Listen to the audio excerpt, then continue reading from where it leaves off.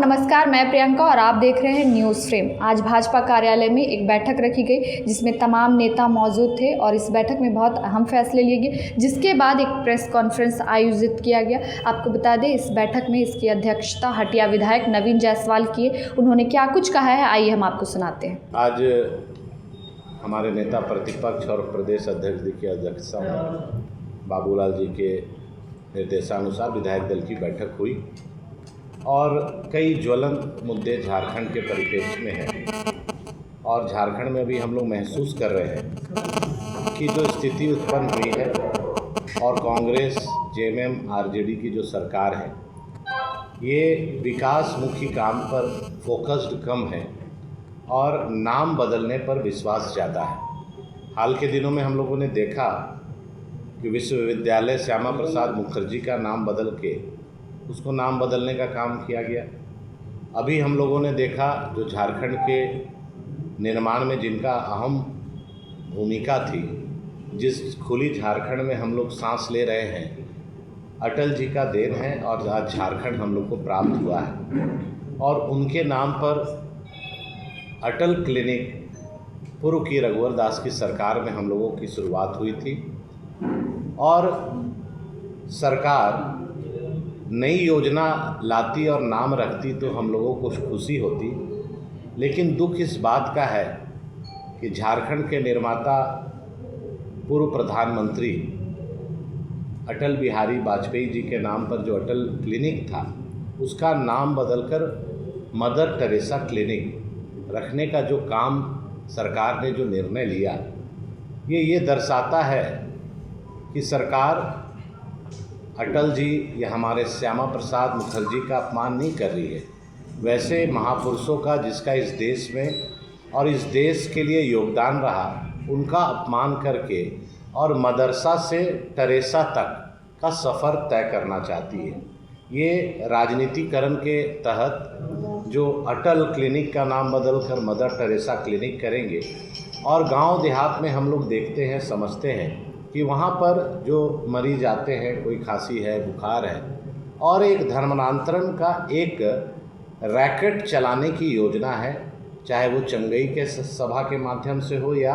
Mother Teresa clinic के माध्यम से। अगर मदर टेरेसा के लिए इनका सोच इतना अच्छा है तो उनके नाम पर एक बड़ी योजना की शुरुआत इनको करनी चाहिए, ना कि अटल जी के नाम को विलुप्त करके करना चाहिए। और अभी आप देख रहे होंगे कि आज अतिवृष्टि के कारण कई किसान परेशान हैं। किसान अपनी फसल को बर्बाद होता देखकर कई लोग आत्महत्या के लिए मजबूर हो रहे हैं। आप सब्जी हो, भदई हो और जितने हमारे किसान हैं, उनका खेत पूरी तरह बर्बाद हो गया, उस विषय पर भी चर्चा हुई।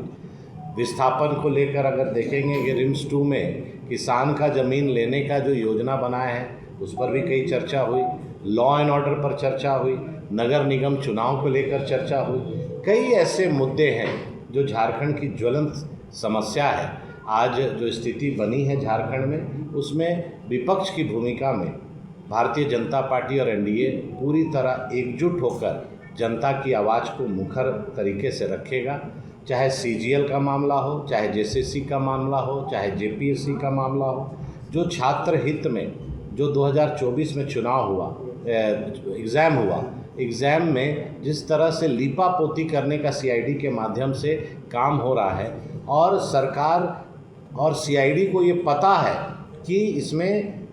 सत्तारूढ़ के कई विधायक और मंत्री की संलिप्तता है, उसको लीपा पोती करने का प्रयास जारी है। उस पर सीबीआई जांच की भी मांग हम लोगों ने सरकार से रखा था, फिर इसकी बात को रखेंगे ताकि युवाओं के भविष्य के साथ खिलवाड़ नहीं हो। और एसआईआर के विषय में जो अभी कांग्रेस जेएमएम आरजेडी की सरकार प्रस्ताव लाने की प्रक्रिया में है, इन लोगों की मंशा यही है कि झारखंड नहीं पूरे देश में बांग्लादेशी और रोहिंग्या मुस्लिम स्थापित हो जाए। वोट बैंक के खातिर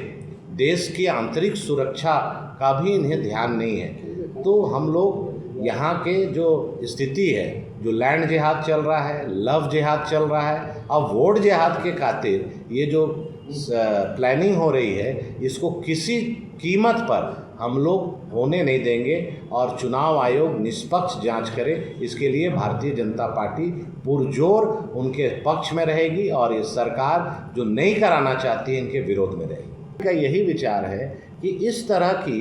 जो चुनाव आयोग की कार्यक्रम है ये हर साल होना चाहिए और माइक्रो लेवल पर इसको देखना चाहिए और जो फर्जी मतदाता हैं, जो अवैध घुसपैठिए हैं, उनको मतदाता सूची में केवल नाम नहीं कटना चाहिए बल्कि उनको डिपोर्ट करना चाहिए और हथकड़ी लगाकर उनको जिस देश से वो आए हैं वहाँ पहुँचाने का काम होना चाहिए। और कांग्रेस का कल बयान आया था कि भाजपा SIR को पैसा को लेकर बात करेगी, लेकिन OBC आरक्षण और सरना कोड को लेकर नहीं बात। देखिए, अभी सबसे पहले तो नगर निगम का चुनाव